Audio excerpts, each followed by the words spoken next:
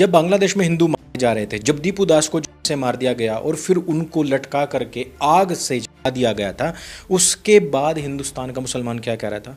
हिंदुस्तान का मुसलमान कह रहा था कि हमें बांग्लादेश से क्या लेना है, बांग्लादेश में कौन क्या कर रहा है मुझे उससे क्या लेना देना। बांग्लादेश से आपको कोई लेना देना नहीं, तो आपको गजा फिलिस्तीन से क्यों लेना देना है? इंसानियत के नाते।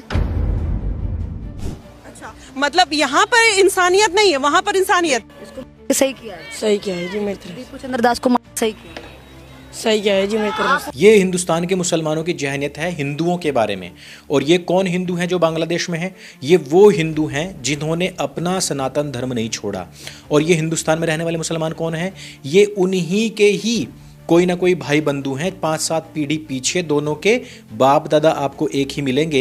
ये हिंदुस्तान के रहने वाले या बांग्लादेश या पाकिस्तान के रहने वाले मुसलमान वो मुसलमान हैं जिन्होंने तलवार के आगे सलवार उतार करके मुसलमान आक्रांताओं के हरम को स्वीकार किया था।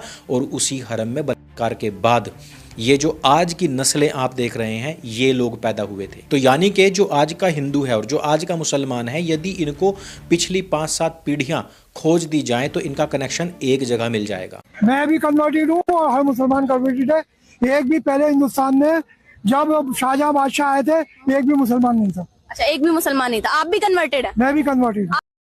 लेकिन हिंदुस्तान का मुसलमान बांग्लादेश और पाकिस्तान के हिंदुओं के लिए कितनी नफरत रखता है अपने दिल के अंदर, वह मुझे आपको बताने की आवश्यकता तो बिल्कुल भी नहीं।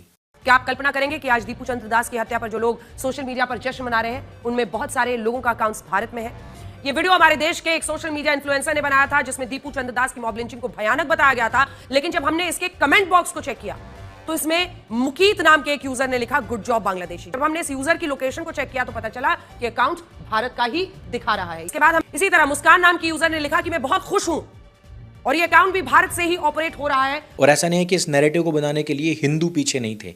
बहुत सारे सेकुलर हिंदू, बहुत सारे नमाजवादी पार्टी या कांग्रेस पार्टी के हिंदू ऐसे थे जिन्होंने बांग्लादेश में हो रही हिंदुओं की हत्या के ऊपर लेश मात्र भी जिक्र नहीं किया था। और या फिर अगर जिक्र किया भी तो उन्होंने उन्हीं मुसलमानों की तरह जिक्र किया कि अरे बांग्लादेश में हो रहा है जो हो रहा है, हमें हिंदुस्तान के बारे में सोचना चाहिए, यहाँ के लोगों की मूलभूत आवश्यकताओं के बारे में सोचना चाहिए।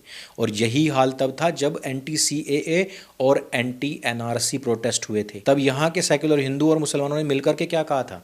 तब इन्होंने मिलकर के कहा था कि हिंदुस्तान के जो हिंदू हैं उनके बारे में तो ढंग से सरकार सोच नहीं पा रही, बल्कि बाहर के हिंदुओं को यहाँ लाकर बसाने का प्लान बनाया जा रहा है। लेकिन आज वही मुसलमान क्या कर रहा है?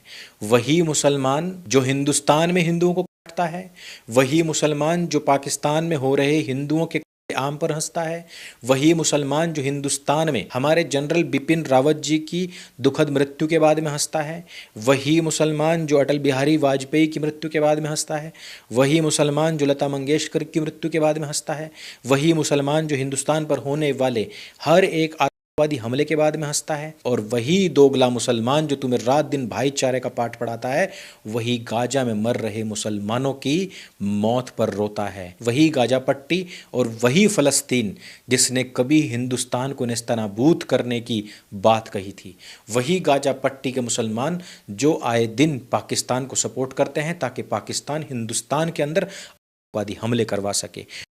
वही गाजा पट्टी जिसके साथ में इनका ना रोटी का नाता, ना बेटी का नाता, ना खून का नाता, और यहाँ तक कि उनके तो मुल्क का भी इनके साथ में कोई नाता नहीं। का नाता है पाकिस्तानियों के साथ में। आपने सुना होगा पिछले दिनों कि पाकिस्तान जा कर के हिंदुस्तान की मुसलमानियाँ गर्भिणी होकर के आती थी और हिंदुस्तान के अंदर रेडिकल मुसलमान पैदा किया करती थी। ये न्यूज़ आ चुकी हैं। और इसी कारण से जब पाकिस्तान क्रिकेट में हारता है तो हिंदुस्तान का मुसलमान रोता है। पाकिस्तान जब हारी कैसा लगा? नहीं हारनी चाहिए थी ना।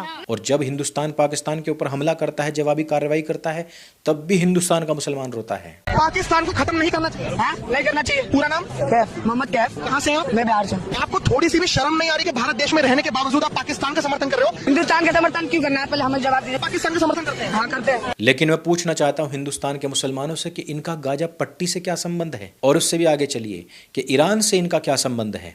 ईरान की सरकार, ईरान की हुकूमत हिंदुस्तान के बारे में कई बार नेगेटिव बात कर चुकी है। कश्मीर के मुद्दे पर हिंदुस्तान को वो धमका चुकी है। चाहबार बंदरगाह के ऊपर वो हिंदुस्तान को कई बार ब्लैकमेल कर चुकी है।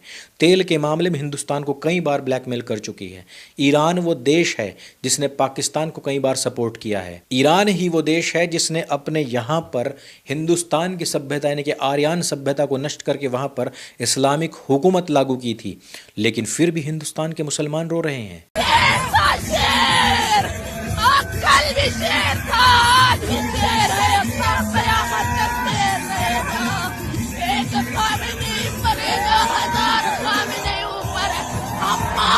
तो आज मेरा सवाल है उन मुसलमानों से जो पूछते हैं कि बांग्लादेश के हिंदुओं से हिंदुस्तान के हिंदुओं का क्या रिश्ता है।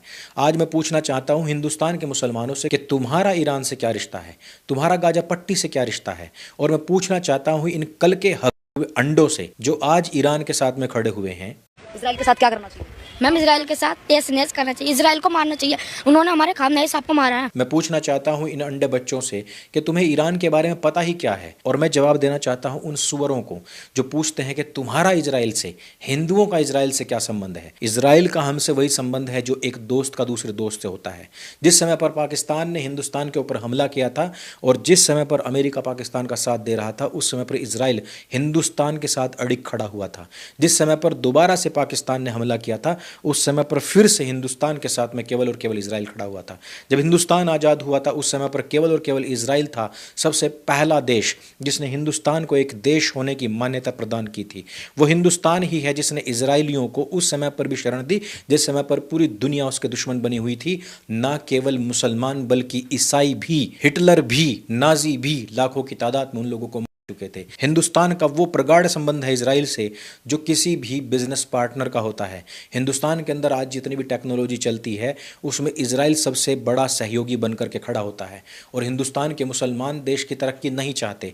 वो नहीं चाहते कि यहाँ पर टेक्नोलॉजी अधिक बढ़े, बल्कि वो उस पाकिस्तान के साथ में खड़े हुए हैं जिसने हिंदुस्तान को हमेशा घाव दिए हैं, दंश दिए हैं, इसको 1000 ऑफ के साथ ब्लीड करने के लिए कस्में खाई हैं। और हिंदुस्तान के मुसलमान स्लीपर सेल बन के पाकिस्तान का सहयोग दिया है, साथ दिया है, अपने घरों को, अपनी मस्जिदों को आतंकवादियों का शेल्टर बनाया है, उनको अपनी शरण स्थली बनाई है और हिंदुस्तान की फौज को समाप्त करने के सुराग दिए हैं। हिंदुस्तान की फौज के मिशन कामयाब ना हो इसलिए हिंदुस्तान की फौज के ऊपर पाकिस्तान की शह पर पत्थरबाजी की है। हिंदुस्तान की सेना के खिलाफ, हिंदुस्तान के खिलाफ इन्होंने मुखबरी की है पाकिस्तान के शरण में जाकर के।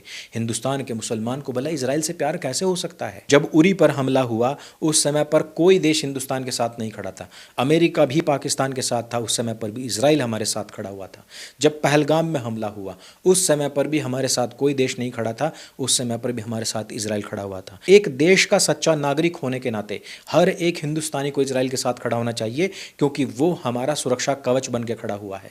लेकिन हिंदुस्तान का गद्दार मुसलमान उस इजराइल के खिलाफ खड़ा हुआ है जो भारत की ढाल बन करके खड़ा होता है और उस ईरान और गाजा पट्टी के साथ मिलकर के उस पाकिस्तान का पिद्दू बन करके चलता है जो हिंदुस्तान को हमेशा नेस्तनाबूद होते हुए देखना चाहता है। एक बार फिर से मैं ये प्रश्न छोड़ना चाहता हूँ कि हिंदुस्तान के मुसलमान जो रात दिन हिंदुओं को सेकुलरिज्म का अफीम चटाकर धीरे धीरे शनै शनै उनकी गर्दनें रेत रहे हैं, वो मुसलमान आज गाजा, फिलिस्तीन में मारे जाने वाले मुसलमानों के लिए कैसे रो सकते हैं? वो ईरान में मारे जाने वाले मुसलमानों के लिए कैसे रो सकते हैं? और उससे भी बड़ा प्रश्न कि ये तो वही ईरान है जो सऊदी अरब से लेकर के, कतर से लेकर के जॉर्डन तक, बहरीन तक हर एक इस्लामिक देश के ऊपर घातक मिसाइलों से हमला कर रहा है। ऐसे में भी तुम कैसे दोगले हो कि कम से कम चलो हिंदुस्तान का ही विरोध कर लेते, अपने मुस्लिम ब्रदरहुड का तो सपोर्ट कर लेते। आज तुम ऐसी स्थिति में भी ईरान के साथ कैसे खड़े हो सकते हो? नहीं, ये हमारा सऊदी, ये नहीं है सऊदी, ये सब गद्दार हैं। हमारा सिर्फ ईरान है। वो भी तो मुसलमान है। कौन मुसलमान है? उन 56 देशों का जो तुम बार बार दम भरते हो कि हमारे देश तो इतने विकसित हैं कि वहाँ पर तो सारी टेक्नोलॉजी सबसे पहले आती है। एक भिखमंगा ईरान देश तुम्हारे विकसित देशों को तबाह करने के लिए बमबारी कर रहा है और तुम्हारे मुंह से मुस्लिम ब्रदरहुड के लिए या इस्लामिक देशों के लिए या मोहम्मद की जन्मस्थली के लिए एक शब्द भी नहीं निकल रहा। हिंदुओं को भी इस दोगलेपन को समझना पड़ेगा और इस सेकुलरिज्म की अफीम जो तुम्हें वो मुसलमान चटा रहा है जो कभी सेकुलर नहीं हो सकता, जिसकी किताब ही उसको सेकुलर या नास्तिक होने पर वाजिबुल करार देती है। हिंदुओं को समझना पड़ेगा कि ये सेक्युलरिज्म की अफीम केवल तुम्हें खत्म करने के लिए है, इसका भाई बंदगी से कोई मतलब नहीं है। तुम उनको भाई बोलते रहो, वो तुम्हें चारा बनाकर ऐसे ही खाते रहेंगे। ये जो पूरे इस्लामिक देशों के अंदर चल रहा है युद्ध, इसने केवल भारत के ही नहीं बल्कि पूरी दुनिया के इस्लामिक ब्रदरहुड को एक्सपोज कर दिया है। हिंदुओं, तुम अब तक नहीं जागे तो कम से कम अब तो जाग जाओ।